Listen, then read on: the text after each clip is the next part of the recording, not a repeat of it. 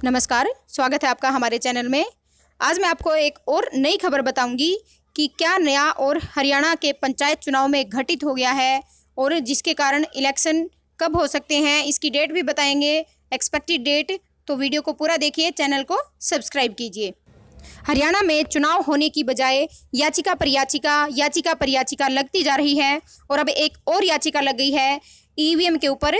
EVM हटाने की मांग हो रही है और फिर से बैलेट पेपर चुनाव में आने चाहिए, ये मांग उठ रही है। कोई भी मशीन अचूक नहीं है। सुप्रीम कोर्ट ने में आगामी चुनाव में ईवीएम की बजाय बैलेट पेपर का उपयोग करने की याचिका दायर हो गई है और ये कहा गया है कि लोकतंत्र को बचाने के लिए ईवीएम को बंद होना चाहिए। देश में अब एक बार फिर से इलेक्ट्रॉनिक वोटिंग मशीन को बैन करने की मांग उठने लगी है। दिल्ली हाई कोर्ट में इस बाबत एक याचिका दायर करके कहा गया है कि भारत में लोकतंत्र को बचाने के लिए हमें पहले की तरह बैलेट पेपर से ही वोटिंग प्रणाली में लौटना होगा। याचिकाकर्ता ने यह भी तर्क दिया है कि दुनिया में तमाम जो विकसित देश हैं उन्होंने ईवीएम के ऊपर प्रतिबंध लगा दिया है। ईवीएम वहाँ पर बैन हो गई है कई देशों में। दिल्ली हाई कोर्ट की वकील CR जया सुकीन ने यह याचिका दायर कर लोकतंत्र की रक्षा करने की मांग की है।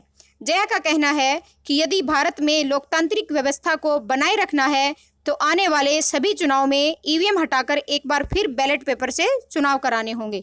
उन्होंने यह भी तर्क दिया कि दुनिया में कई विकसित देश जैसे इंग्लैंड, फ्रांस, जर्मनी, हॉलैंड और अमेरिका तक ईवीएम को पूर्णतः प्रतिबंधित कर दिया गया है। याचिकाकर्ता ने कहा कि विकसित देशों में ईवीएम बैन कर दिए गए हैं। इससे स्पष्ट है कि ईवीएम के साथ छेड़छाड़ किया जा सकता है। उन्होंने कहा कि बैलेट पेपर से वोटिंग प्रणाली ज़्यादा भरोसेमंद और पारदर्शी है।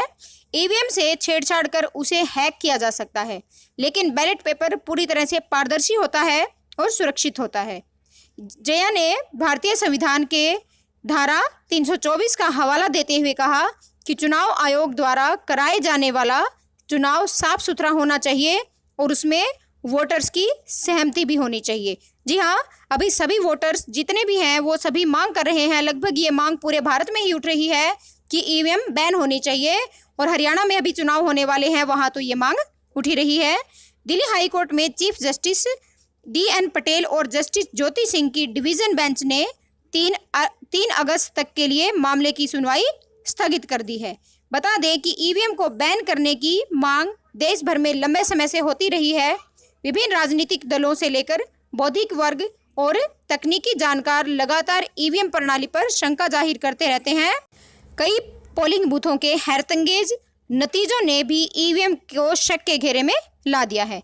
इसके बावजूद केंद्रीय चुनाव आयोग ईवीएम को हटाने से इनकार करती रही है।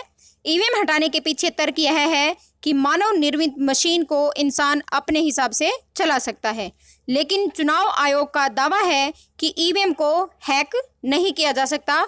जी हाँ, चुनाव आयोग बार बार यही दावा करता है ईवीएम को हैक नहीं किया जा सकता, पर ये मानव निर्मित मशीन है और इसको अपने हिसाब से हैक किया जा सकता है। और चुनाव के बाद अक्सर ईवीएम को लेकर शिकायतों का दौर शुरू हो जाता है। इसके बाद हारने वाली पार्टियां बैलेट पेपर से चुनाव करवाने की दुहाई देने लगती हैं। अब दिल्ली हाई कोर्ट में दायर याचिका में लोकतंत्र को बचाने के लिए दुहाई देते हुए यही कहा गया है वकील CR जया सुकीन का, और उन्होंने एक याचिका दायर की है। उनका कहना है कि भारत में लोकतंत्र को बचाना है तो आने वाले सभी चुनाव में हमें ईवीएम हटाकर एक बार फिर बैलेट पेपर से चुनाव करवाने होंगे। और उन्होंने आगे इन देशों का हवाला भी दिया है, इंग्लैंड, जर्मनी, फ्रांस, हॉलैंड और अमेरिका का भी, कि यहाँ भी इनके ऊपर प्रतिबंध लगा दिया गया है। और अब ये जो सुनवाई है ये 3 अगस्त तक स्थगित कर दी गई है। जस्टिस DN पटेल और जस्टिस ज्योति सिंह की जो डिवीज़न बेंच है उनके द्वारा इस सुनवाई को अभी स्थगित कर दिया गया है। पर इसके बावजूद याचिकाकर्ता का कहना है कि पूरे भारत में ईवीएम को रिप्लेस कर दिया जाना चाहिए। उनके मुताबिक किसी भी देश में मतपत्रों से चुनाव ज़्यादा भरोसेमंद और पारदर्शी प्रक्रिया है। वकील ने अपनी याचिका में यह भी कहा कि तमाम विकसित देशों ने ईवीएम का इस्तेमाल बंद कर दिया है। इसकी जगह वहाँ भी मतपत्रों से चुनाव करवाए जा रहे हैं। इससे संकेत मिलता है कि ईवीएम चुनाव करवाने के लिए संतोषजनक उपकरण नहीं है। इसे हैक किया जा सकता है, लेकिन बैलेट पेपर पूरी तरह से सुरक्षित है। और हरियाणा पंचायत चुनाव में भी ईवीएम यूज़ होगी, इसीलिए ये सब बातें हो रही हैं। तो ये एक नई याचिका और लग गई है पंचायत चुनाव को लेकर, और पहले से ही बहुत सारी याचिकाएं लगी हुई हैं, और इनके देखते हुए इनको लगता है कि पंचायत चुनाव पता नहीं अब सरकार कब करवाएगी, पर सरकार तैयारियों में जुटी हुई है और वो जल्द चुनाव करवाने कोशिशों में लगी हुई है सरकार और पूरा प्रशासन। ये थी बिग ब्रेकिंग पंचायत चुनाव को लेकर। तो ऐसी अपडेट्स के लिए बने रहिए हमारे चैनल के साथ। जय हिंद, जय भारत।